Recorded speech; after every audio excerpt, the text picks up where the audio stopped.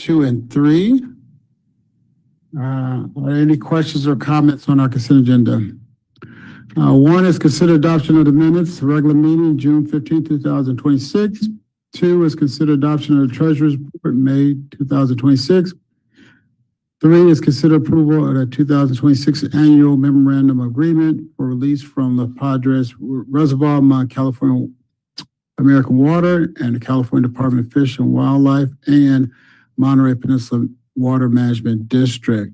Anybody would like to pull anything off of the consent agenda? Right. Yes, sir. Sorry. Yeah, go ahead. I have to pull number 3 just for comment. Well, you want to pull it or you want to comment? I want to comment.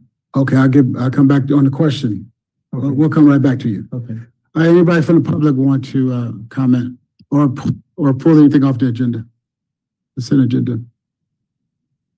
Okay, seeing no one here, no one. We'll come back to the board. What is the will of the board as relates to the consent agenda? Move adoption. It's been properly moved and second. We'll open up for public comment. Public comment is open. Hold on, George. Oh, George wants to. No, hold on. This George is not the public. George gets to talk as long as he wants. Public comment is open. Seeing no one. I see no raised hands. Seeing no one, hearing no one. Public comment is closed. Director Riley. I just wanted to comment that one of the major participants in that survey, I think I have the right agenda item, is a CSUMB graduate. Okay. That's all I wanted to say. Okay, yeah. It was nice to see. That's all. Those are good comments. Okay. Okay, all those in favor of passing the consent calendar, signify by saying aye. Aye. Nays have the same right. Abstentions? Hearing none, ayes have it, motion carried. Item number 4, General Manager's report. Mr. General Manager. Thank you. I'll be brief. While Sarah's pulling it up, I do want to call your attention to correspondence that you received separately, a letter from the City of Carmel, which we will be addressing the Water Demand Committee in a couple of weeks. Pretty short report on water supply and demand. So next slide, please, Sarah. This is the monthly production from all sources. We're now 3/4 of the way through the water year. So this is reporting as of June 30th. And you can see we're about 100 acre feet ahead of last year, which is, again, just due to the vagaries of warm and dry March before it started raining again in April. So all in all, we're looking pretty good. No aberrations to be seen in terms of water demand. As far as supply utilization, next slide. The blue is the capacity available as for the different water supply sources. The orange is the actual used to date. You can see that the river is at about 65% of its water right usage. It has been picking up here in recent months. The table 13 closed out after the rainy season passed. El Paso is progressing as we would expect it. About here we are 3/4 of the way through the water year, and it's at about just 3/4. Seaside Basin is being underutilized because of the surplus of water because of Pure Water Monterey expansion. And you can see that pure water is roughly at about 75%, again, 3/4 of the way through the year. And Sand City remains a little underutilized as well. And then all storage has been left alone for the year. So things are looking quite well from stored water perspective. And the amount of stored water has increased since our last report. Next slide, please. The green being the carryover available in the Seaside Basin should producers have needed it for the water year. The ASR stored is now at 5,309 acre feet. And with pure water, we've now met the operating reserve for the expanded project, as well as 200 acre feet additional in the drought reserve. So generally speaking, reserves look terrific.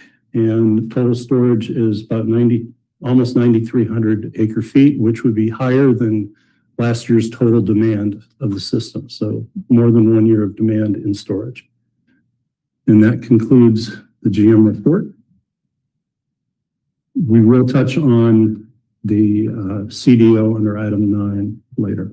Okay, thank you. Any questions? Director Paul? Yeah, I got you, Director Paul. I got you. Director Paul. Thank you, Chair. This slide on the use of available supplies, the available is for the water year? For the water year, Yeah, okay. correct. Yeah. Thanks. Thank you. Anyone else? Okay, report from the district council. Thank you, Mr. Chair. The board did have a closed session meeting held on July 14th, 2026. All board members were present except for Director Daniels, and there was only one item for discussion regarding anticipated litigation. Out of that meeting, the board did provide unanimous direction to participate in a joint lawsuit against the State Lands Commission, and we'll provide more details on that going forward. Turning to the litigation report that's found on page 31 of your packet. The first case, the district versus Cal-Am, this is the eminent domain case. There is no update on that. The trial for the first phase 1 of that hearing is scheduled for October 19th. There'll be a trial management conference set for October 16th. We'll provide updates when that happens. For the district versus LAFCO, this is the 6th District Court of Appeal case. In that matter, the district did timely prepare and file its reply brief earlier this month, and the matter has not yet been set for oral argument. Once that is set, we will notify you. For the third case, this is the City of Marina and the district versus the Coastal Commission and Cal-Am. There's been no update, just respondents have not yet filed their reply briefs at this time. Turning to matters under the CPUC, the general rate case from 25-07-003.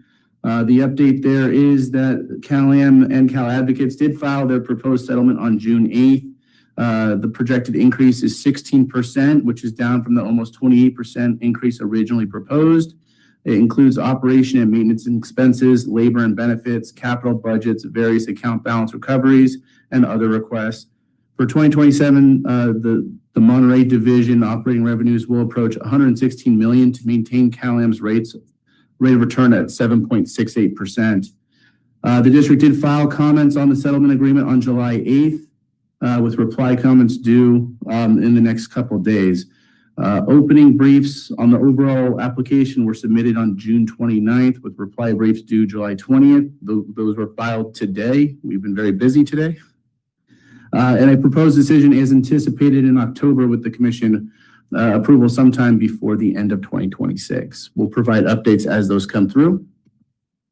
For the CPUC acquisition rulemaking, this is case 22-04- or matter 22-04-003. There was a proposed decision issued on May 29th, 2026, containing various revisions to the existing procedures that specifically were advocated for by the district. These new revisions include mandatory detailed impact analysis for both existing and acquired customers, expanded public notice requirements, and mandatory community engagement. The primary focus of the acquisition process is on failing at-risk and potentially at-risk systems identified by the State Water Resources Control Board, with expedited review timelines and refined incentives. The commission adopted that recommendation on at the July 2nd meeting, so that those have been effectuated. Another matter, this is the district and the Marina Coast Water District and the City of Marina versus Cal-Am. On June 16th, the district, Marina Coast Water District, and the City of Marina filed a joint complaint against Cal-Am for violation of Decision 18-09-017, including various sections of the Public Utilities Code and the California Constitution. The parties are alleging that Cal-Am is proceeding with a desalination project of a smaller size in violation of the commission's orders. Commissioner Matthew Baker and Administrative Law Judge Gerald Kelly were assigned to this proceeding on July 7th, and Cal-Am was notified about the complaint and is instructed to answer by August 6th. We'll provide that update when it is available. Turning to the district versus the State Water Resources Control Board, this is the Sierra Club fee motion. The update there is that appellants did file their opening brief. It was filed on July 16th, this Friday. The district's briefs will be filed later in August or early September, depending on how the timeline falls out. And we will continue to provide that defense for the district. And we'll be working with Cal-Am, who is also similarly situated. The last item that we have listed here is the cease and desist order modification, which we have on the agenda for further discussion. So I'll just leave it at that at this point. Happy to answer any questions. Thank you. Are there any questions? I have one comment. Director Paul and Director Riley. About our comments on the settlement in the general rate case, I just want to thank I read it before this afternoon, the comments we filed July 8th, and I just want to thank our attorneys for looking out for the interests of our attorneys and staff that filed testimony in the rate case too. These cases are monsters. The utilities have large teams of people to do all the work that's required, and there's so many issues and so much evidence, and they're big, and it takes it's a lot of work to, even if you only select certain issues to focus on, it's still a lot of work.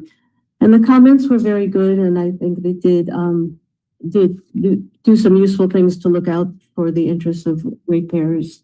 And I just want to thank our attorneys. I imagine that Fran was probably the primary on that, and well done. Thank you. That is correct. Yeah, Fran in my office is the one that takes the lead on the CPUC matters, and she was very busy. I'll pass your comments along to her. Thank you. I have a question on the next case, which is the acquisition rulemaking. Was that the gain of sale discussion? That was part of it. And was there any guidance given on the question of gain of sale, particularly about spreading the cost across a larger, service area? Not so much. The recommended actions focus primarily on the acquisition of at-risk systems. And so it tended to lean more in favor of full rate basing of the acquisition of an at-risk system. Well, I understand the PUC is concerned about the at-risk service, the capabilities and continuation and so on. So okay, fair enough. One other question on the very next one, which is we're joining with Marina Coast and the city of Marina. Is that the case where the phrase piecemealing makes sense? Okay, I'm just trying to clarify. So words that I have in my mind about some of these things, but I don't see them, then I just need to clarify. Okay, I'm happy. Thank you very much. Okay, thank you. Anyone else? Okay, any public comments? Public comments open. Good evening, board, general manager. Just looking at the legal report, can eliminate a lot of the legal eagle business. We all like to support the legal profession, but the attempt to try and buy Cal-Am, which is not for sale, that's a zero. And the latest suit that was just filed June 16th with Marina and Marina Coast Water District, another shoveling it uphill legally. And there's two things that you guys could decide as a board to get out of and drop and simplify your legal list of stuff and issues that you're battling. I think those are two things that, as a member of the public and the vice president of MPTA, that I would say you guys are wasting resources. Thank you.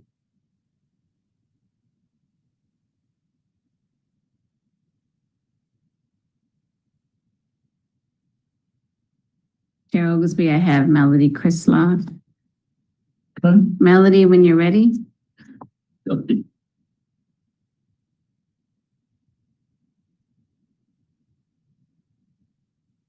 Melody, when you're ready.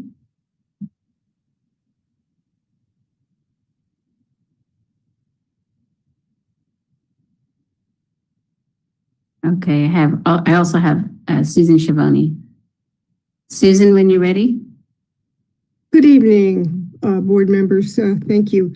I just want to somewhat refute what the earlier speaker said. The ratepayers voted to do this. The district found it feasible. They're going forward, and this will happen. And I'm hoping very much so that we have a positive outcome in this case. There will be a decision soon moving in that direction. So I totally support what you're doing. Susan, just 1 minute. We're having trouble on our end. Okay.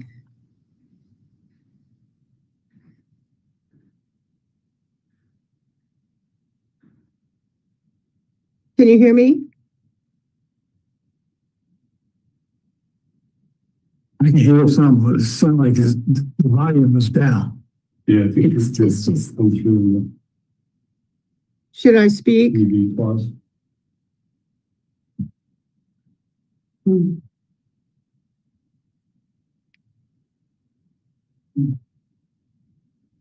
can text the comments.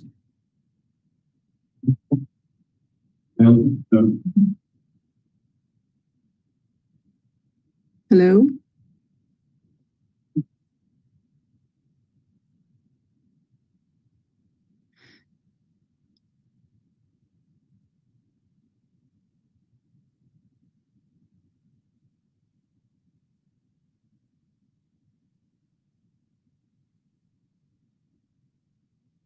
Are you hearing me? I guess not.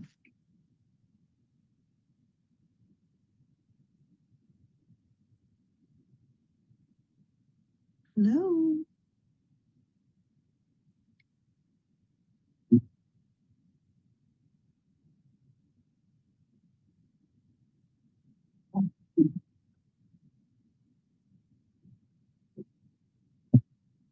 Should I speak?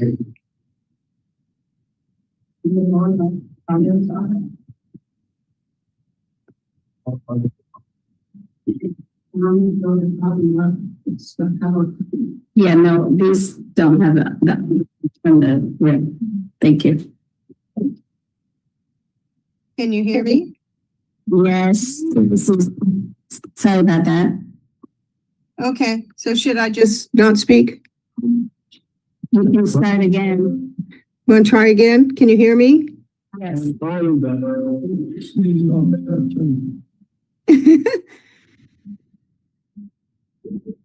Yes, go ahead, Susan. Okay, I just disagree with Mr. Raleigh completely. And, this was mandated by the ratepayers in a majority. The district looked at it, saw that it was feasible, went forward, and we are too late in the game to think about that. It's going to be a decision sometime soon that will move us forward in this, and I totally support a public water agency.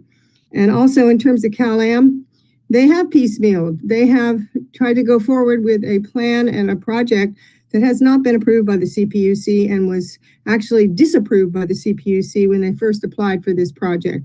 So no, I don't support those comments, and I support what you're doing wholeheartedly. Thank you.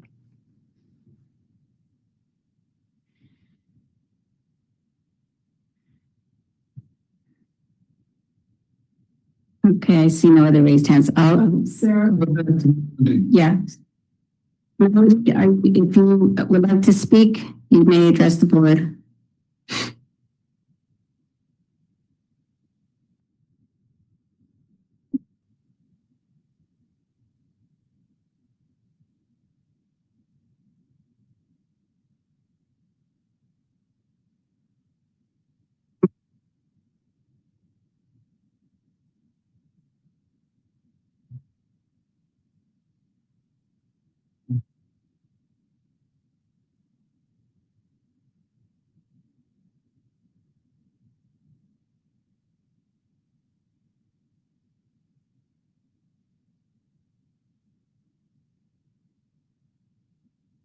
Yes, here.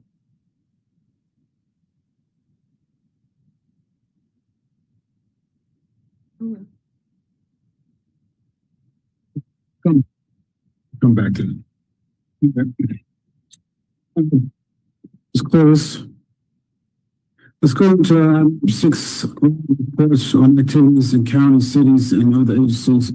Well, before I do that, reports from directors about travel, events, committees. All right, go ahead. Okay, yeah, I just want to report on a training program sponsored by the California Special District Association. I heard about this about a year ago. It was a new program being put on for board members. It's a training program like Brown Act and so on. But it's on financial management. This is a new program that they put on. I got in on the early stages because I was really curious about what are they saying. And it is a 2-hour program, just like all the others are. But I found this very fascinating. They talk about fraud a lot. And they're citing some statistics that just got my attention, but not that I have some any suspicion about what's going on.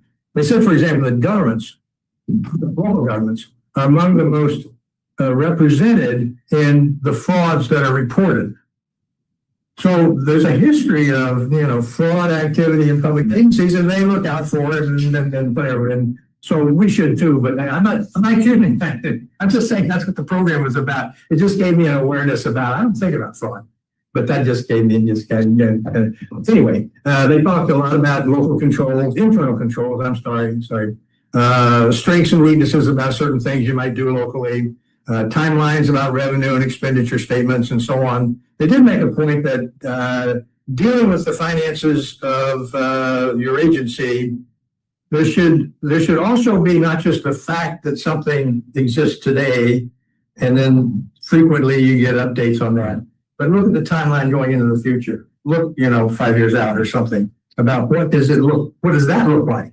And it raised the question in my mind that, well, maybe we ought to be thinking a little more like that, just in terms of some kind of reports that we make about revenue sources and revenue volumes and expenditure patterns and so on in that area. Anyway, I just wanted to report that I thought it was a very educational,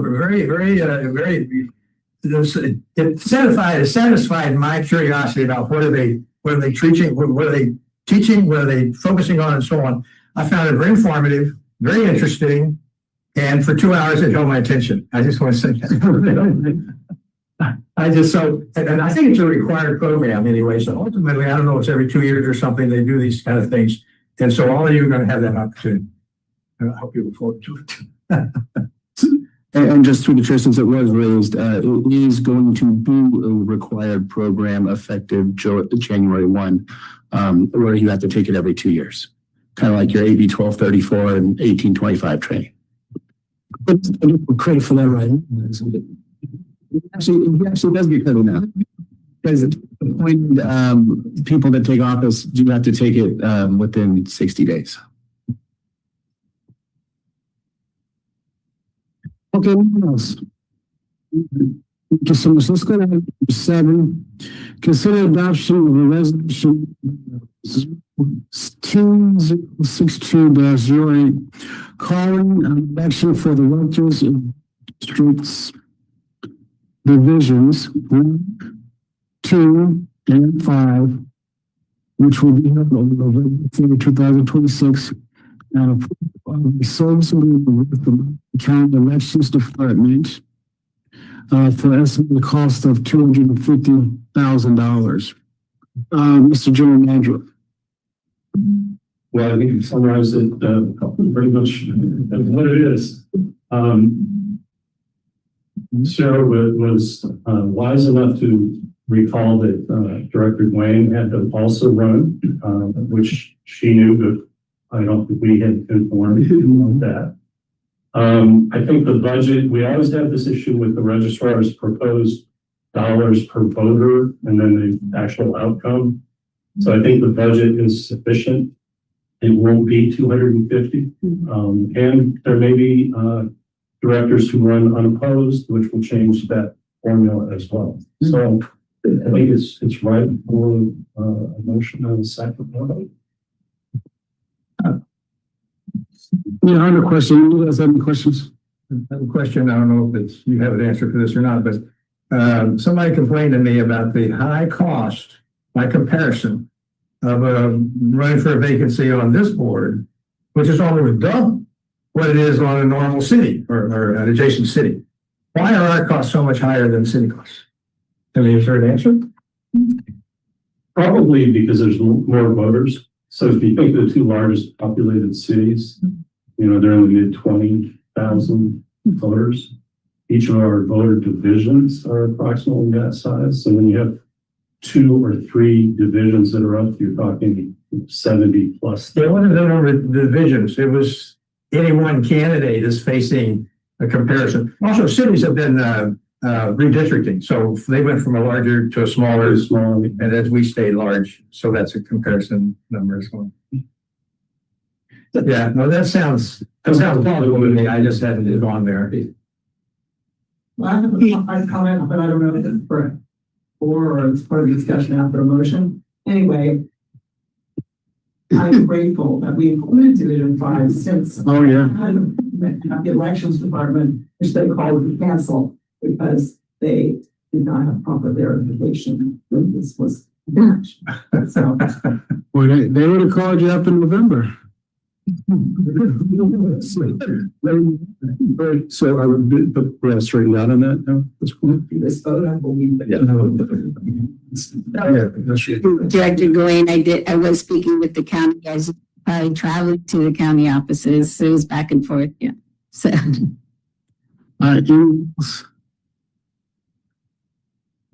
It's still for public comment.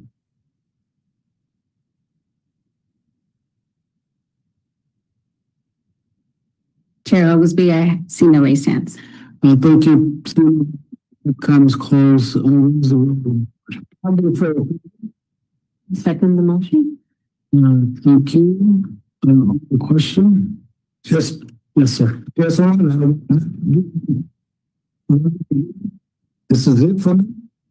So Susan is listening to it. It's all you. If you can get it. So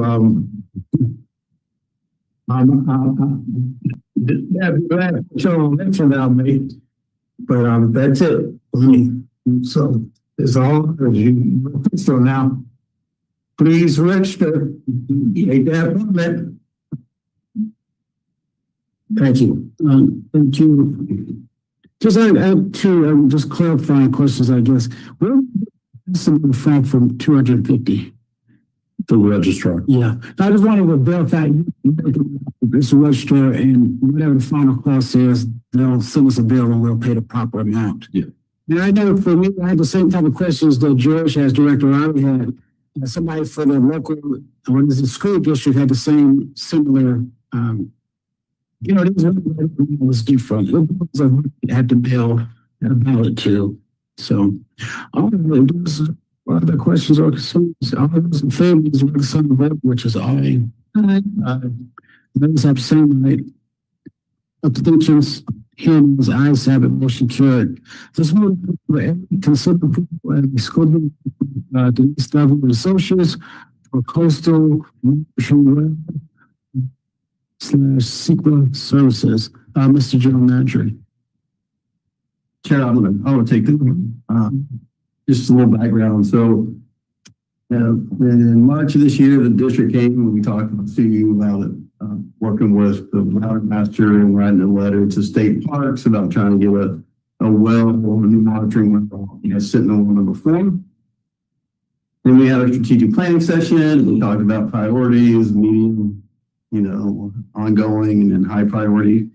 The high priority one was protecting assets in the Seaside groundwater basin. And so, as we were going through these exercises, we kind of focused in on, developing a new monitoring groundwater network. As Sarah will pull this up, the next slide. And so we've kind of seen a little bit of an area in the northern part of the basin that is devoid of monitoring wells. And so what you're seeing here, and John Lear is on the phone as well, on the call, and he can jump in too. But the spider webs that you're seeing here are the impacts of the Pure Monterey water being put into the basin, and where it's going to go and being extracted. We're trying to keep it all inside of the black line to the north. And so these are the the bigger one are the two new injection wells for the expansion, and then the other smaller clusters are down with the existing injection wells.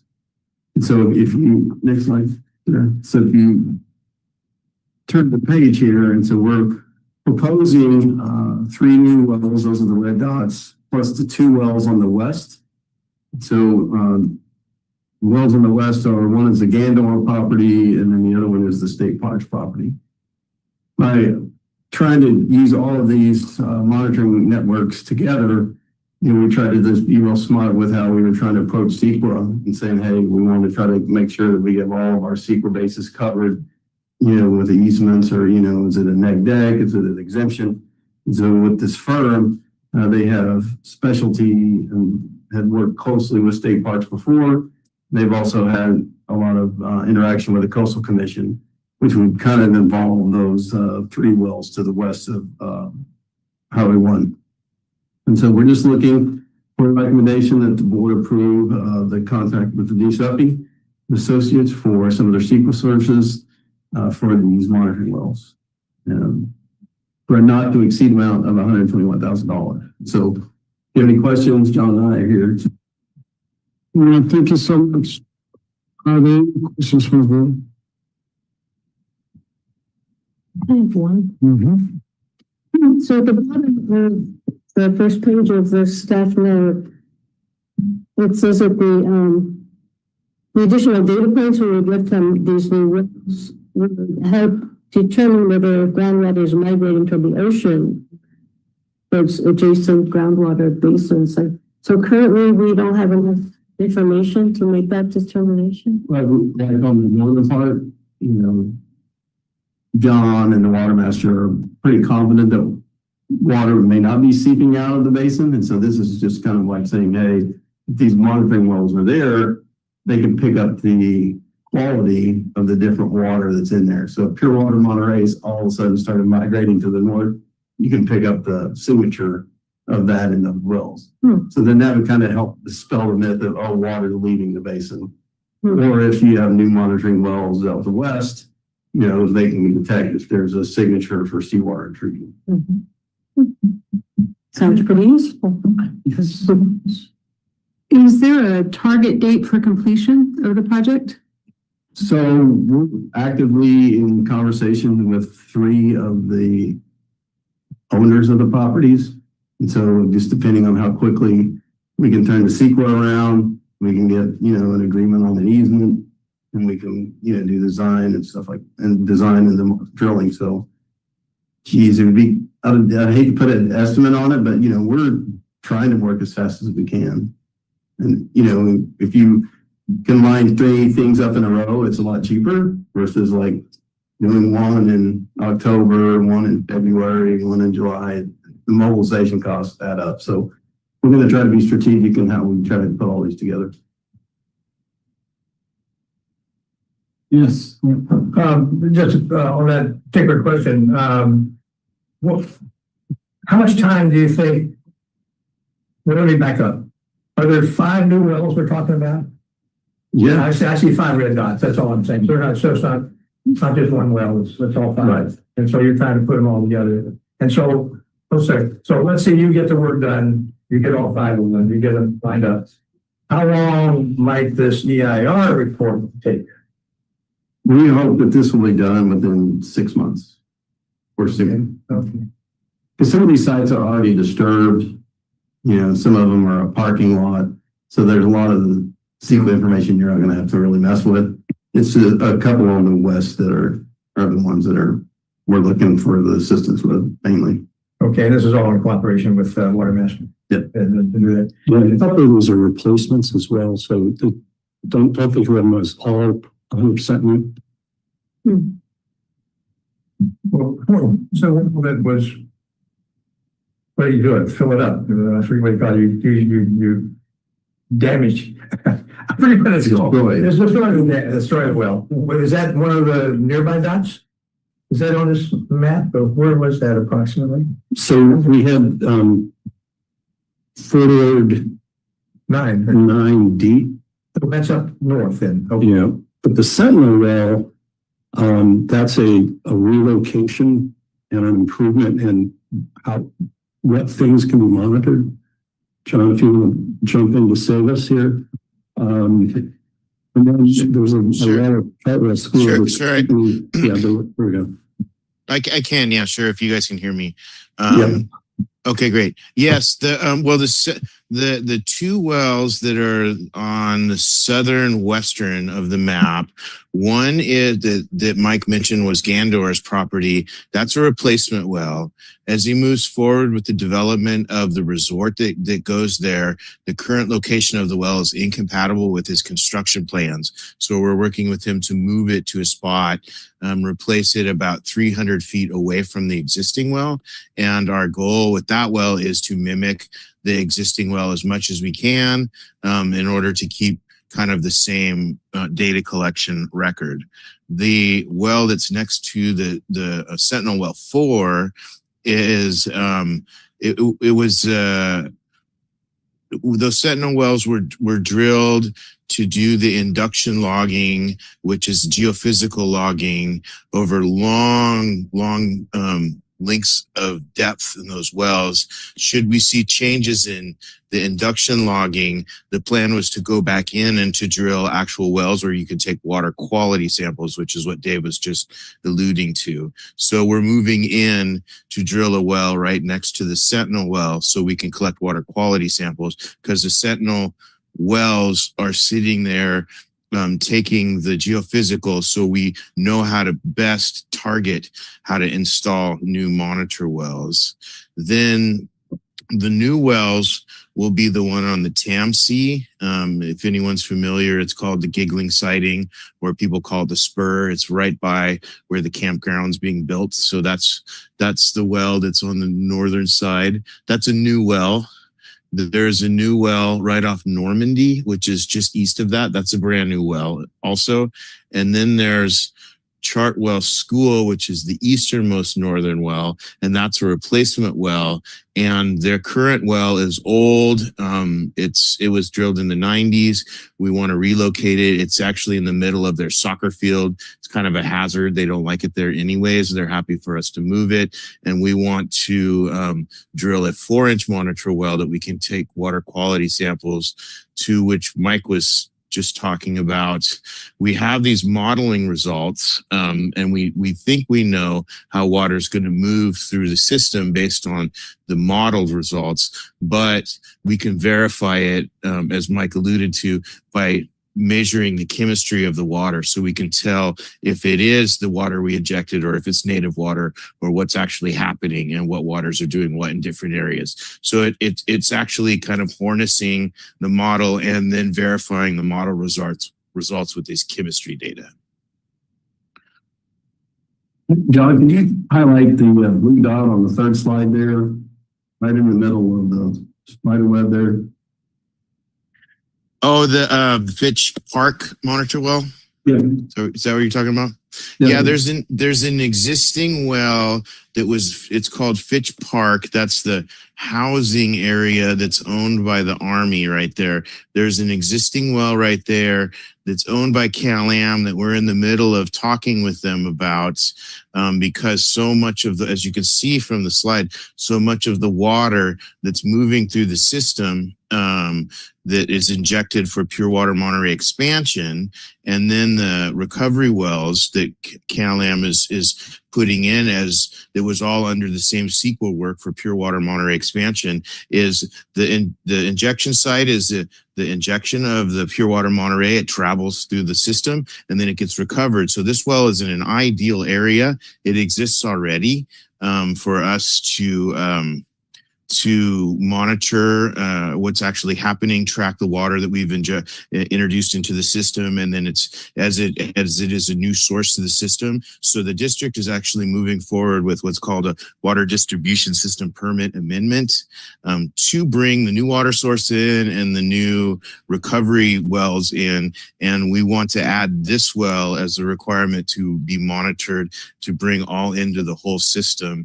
of monitoring and tracking the movement of this resource that the district has. And Mike will point out to you that, you know, we're actually tracking $20 million of the district's money throughout the ground. So we really want to kind of nail this down. Yes. I actually have a follow-up question to that. I'm to two things. One, I think the request is 120,000. So the budget is not to exceed 110,000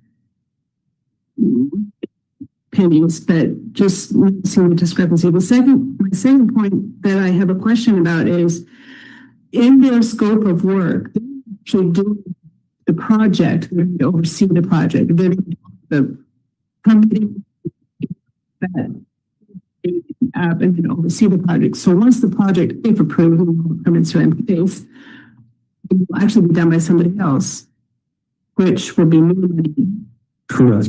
on top of that. Yep. So the 121 includes 10% contingency. Got it.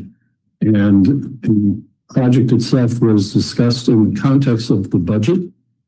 But once we do the pre-construction work, we'll come back for a construction request. Right. And oh, I'm sorry. Go ahead. No, sorry. I just, on the cost estimate, that they, well, in places they said that they tasked the project management, they completely scheduled the contract amount. That's fantastic. What's the schedule? Because we don't have a schedule per se. And it goes back to my original question, is there a timeline to this? Yeah. John, you want to answer part of that? So John was in kind of the lead when we contacted me.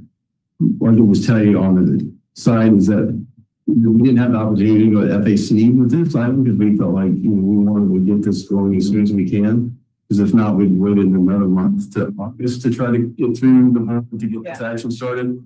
So that's why we came directly to the board. So with CEQA, you were totally correct in that they're going to oversee like the drillers out there. They have to do any type of biological assessment. That this team will be the one doing that. The drillers will be the one drilling the wells and things like that, and then our team will be the ones that help do project management on that. So, John, you want to talk about the schedule from DDNA? Yeah, well, it's just what you said, Mike, is that when we were trying to do the Gantt diagram of all of this was the longest lead. If we could get it started, we think that the Coastal Commission is probably going to be the unknown. Recently, as 15 years ago, the monitor wells used to be just kind of an exemption for Coastal Commission. Now they require a coastal development component, a little bit more work to do. So that is the unknown that we want to get started. We think it's going to be the longest lead. We also wanted to get this contract underway because we're working with state parks as the landowner. They have to sign the permits that go to the environmental health department of the county as the landowner. They need to be comfortable enough that we have our ducks in a row, that we're going to do the correct work for them, because it's in the Coastal Commission. The county has a higher level of review as well. So there's a lot of kind of unknown review because of where the well is, and it's located with sensitive species. There are a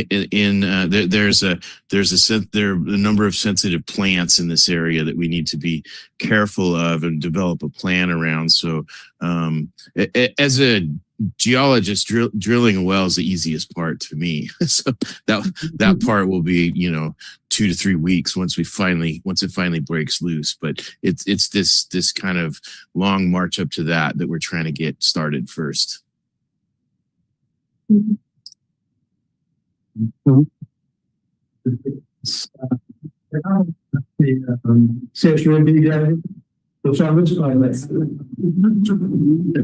So anyway, I'm trying to see that, but you need to correct whatever minutes. So there were. Let's take it out of public comment.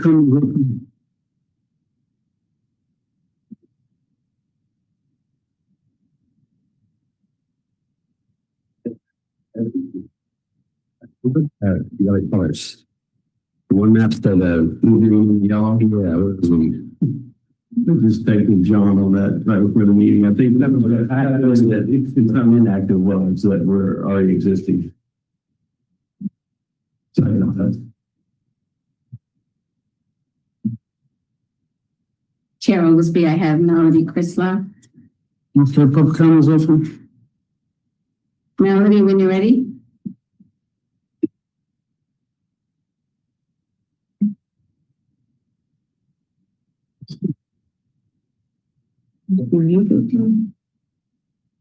Melody, can you hear us?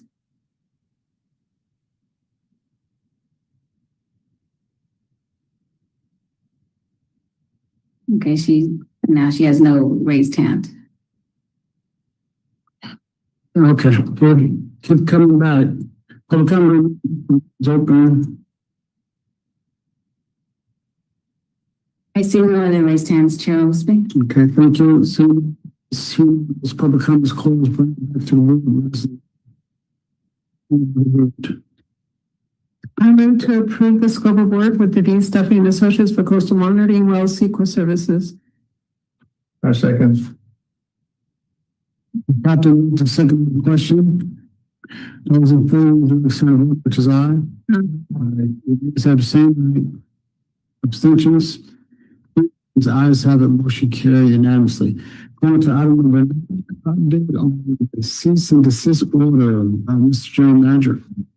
Yes, I'm have set up a single slide. So the state board has agreed to have a hearing, a hybrid hearing, and accept testimony in the review of the cease and desist order modifications. They specifically asked 2 questions, what they call hearing questions. So the first hearing question is, should the cease and desist order be modified to basically provide relief from the moratorium on setting new meters? And the second question centers around a proposed trigger that the moratorium would be re-implemented immediately upon any violation of the law right by California American Water, and whether the respondent agrees that that's an appropriate trigger. Testimony is going to be accepted, and there was originally a schedule that had July, I think it would be today, it was the 20th, but anyway, California American petitioned the state to extend the deadlines by 30 days. As we review the calendar, the actual hybrid hearing, if you will, got pushed a little bit more with those. But this is the schedule which you see right now, August 19th, for written testimony on exhibits. And there are some members of the public who are neither ourselves or California American who intend to submit some testimony. So it's not just limited to us and California American. Written about testimony September 18th. And then the November 5th is the public participation hybrid meeting, where policy statements can be entered into the record at that time. I suspect we will be represented in person up in Sacramento rather than doing it remotely. Mm-hmm. And then November 10th will be closing. By virtue of moving the schedule into that October, November, basically the November timeframe, I think that we'll get a response from the state on a little bit slower expectation because of Thanksgiving and Christmas holidays, because it would take them certainly several weeks to deliberate and then draft a modification. So something after the first of the year, clearly.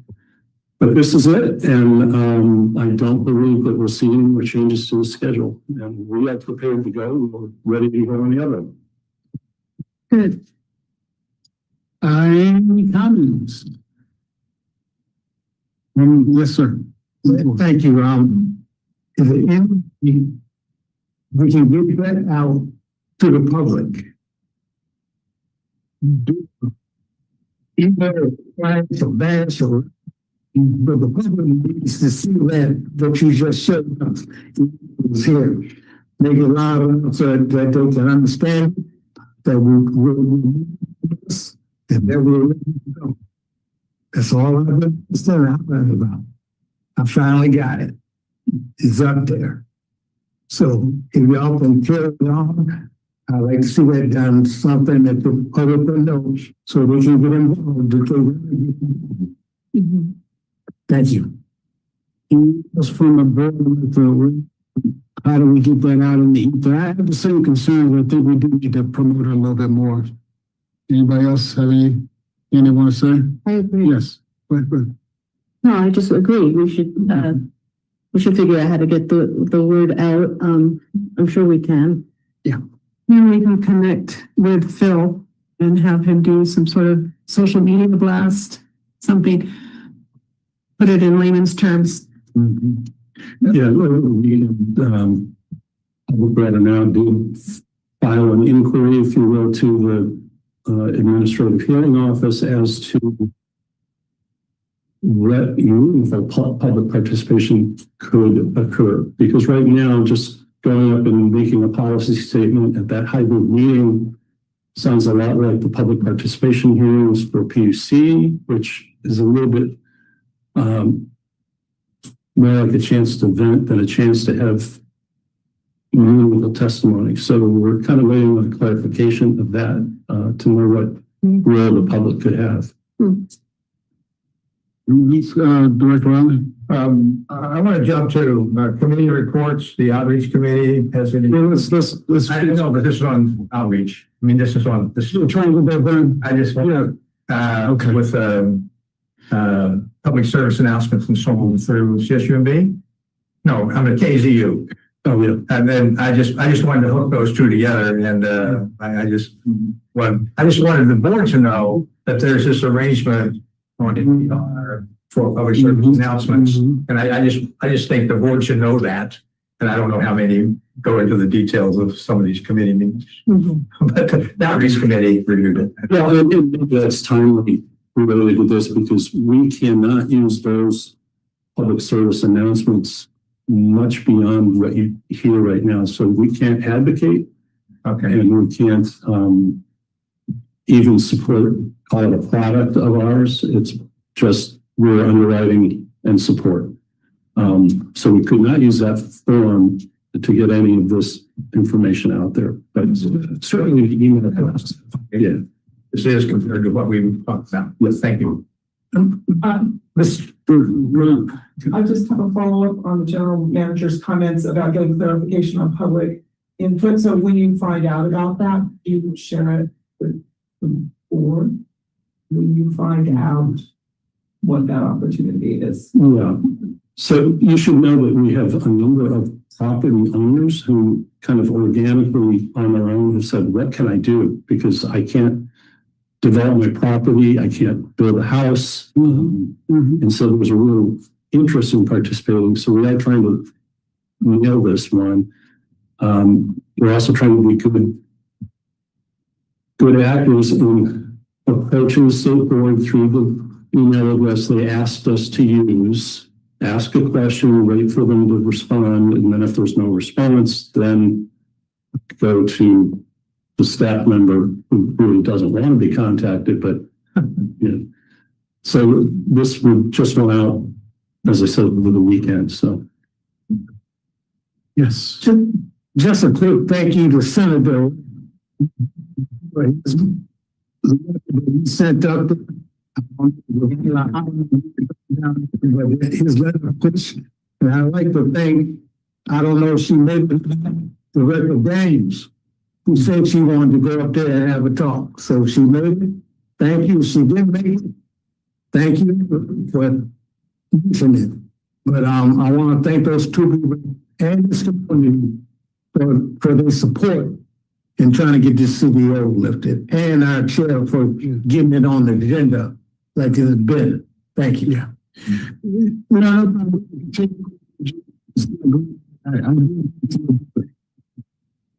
Criticize all of this and keep pushing up there. Charlie, you said something about the property. Just think about I'm not sure which ones you were talking about, but we represent in our districts, and we represent them too in some cities water, town and water. And this is what they have given it, and is going, because I still have people asking me about, using water.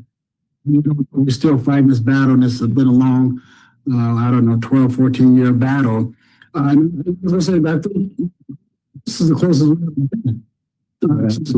This type of decision. Correct. In fact, the first two, we're trying to reduce concern and figure out some type of project. But we're close to showing that we are not trespassing anymore and asking them to take a look at that. And I do want to thank Jeremy his team, and that we will see her letters for years, and the latest iteration of that work was that letter, but we know he's been working on this for a handful of years.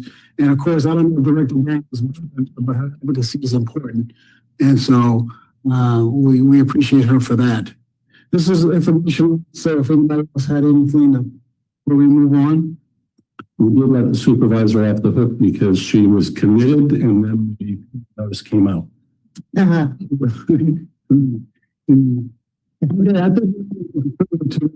Information about how public people can participate and can listen in and know what's going on once that's available. Public comment, so public comment is open.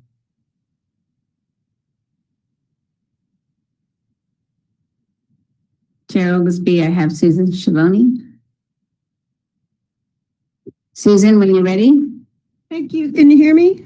Yes. Good, because I can't hear you. It's very choppy and it's hard to hear your words at all. But I just want to thank you for taking this forward to look at the CDO and have it modified. And I want to thank Director Edwards for pushing this as hard as he has. I think you've been very much a warrior for this, and I appreciate that very much. And when you get the details of how the public should respond, and I appreciate that as well. And I think we all want to be able to help as much as we can. So thank you all for the effort, and I'm really looking forward that this is going to happen. Thank you.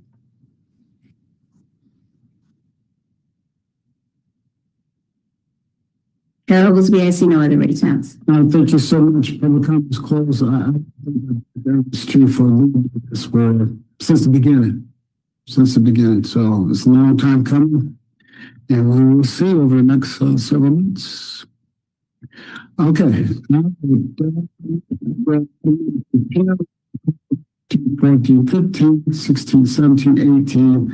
Informational reports from the general manager and his team. The directors and the council. So, Mr. General Manager. I feel that identifies a lot from Silly Conrad on the communication packet. If you haven't had a chance to look at it, please do. We'll be getting back to them following that water demand committee meeting. Anyone else? Yes, I have some comments on the staff reports, just in general, to thank the staff. I know they work hard and enjoy it. I wanted to say that the fishery and preparing for the management reports that I will enjoy sharing with people. Carmel Valley, Division 5, the home of the river. Have questions about those things. So just short, sweet, clear, and great. And just to prove that I am reading and enjoying these reports so much, I want to say that the fishery report and supply report and 2 inches of rainfall, they disagree. It was 114% or 116% of the average. Some people are really important. Well, they don't use the same measures. It's too little if around your good. That is true. Thank you for that. Very, very well done. I think all the cities are looking forward to the discussion surrounding the allocation and how to account for the allocation. And I know your report is going to serve and inform all of us. So I just wanted to say that. Appreciate that from the committee. Before we proceed to close, all right, when is our next regular meeting here? And the August 17th. It'll be August 17th Yes. at 6 p.m.